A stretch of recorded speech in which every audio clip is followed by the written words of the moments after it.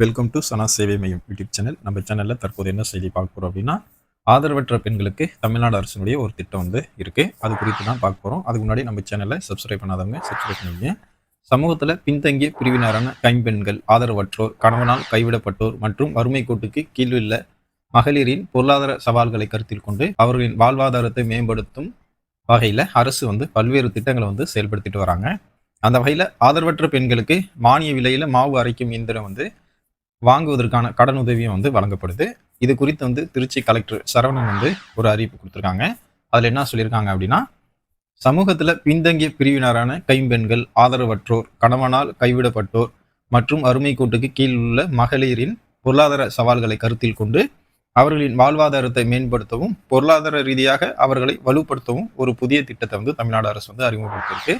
இந்த திட்டத்தின்படி 2025-2026 நிதியாண்டிற்காக வறுமை கோட்டிற்கு கீழ் உள்ள மகளிரின் வாழ்வாதாரத்தை மேம்படுத்தும் நோக்கில் 10,000 அல்லது அதற்கு மேற்பட்ட மதிப்புள்ள உலர் மற்றும் ஈரமாவு அரைக்கும் வணிக ரீதியிலான இயந்திரங்கள் வாங்கும் போது மொத்த விலையில் 50% அல்லது அதிகபட்சம் 5,000 ரூபா வந்து மானிய தொகையாக வந்து வழங்கப்படும் அப்படின்னு சொல்லியிருக்காங்க.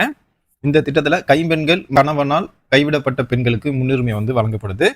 இந்த திட்டத்தின் கீழ் பயன்பெற விரும்பும் தகுதியுள்ள பெண்கள் தமிழ்நாட்டில் பூர்வீகமாக வசிப்பவராக வந்து இருக்கணும்.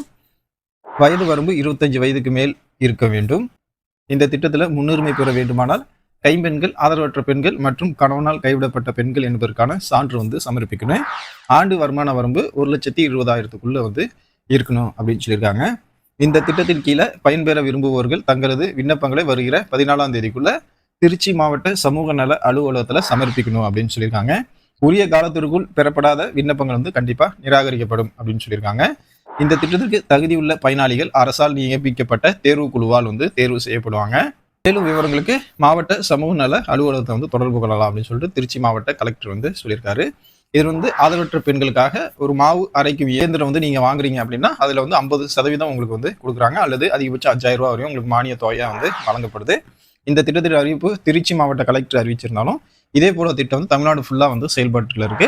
அதனால நீங்கள் எந்த மாவட்டத்தை சேர்ந்தவங்களா இருந்தாலும் இந்த திட்டத்தில் வந்து நீங்கள் பயன்பெறலாம். அதுக்கு வந்து நீங்கள் உங்கள் மாவட்டத்தில் இருக்கக்கூடிய சமூக நல அலுவலகத்தை வந்து தொடர்பு கொள்ளுங்க. நன்றி.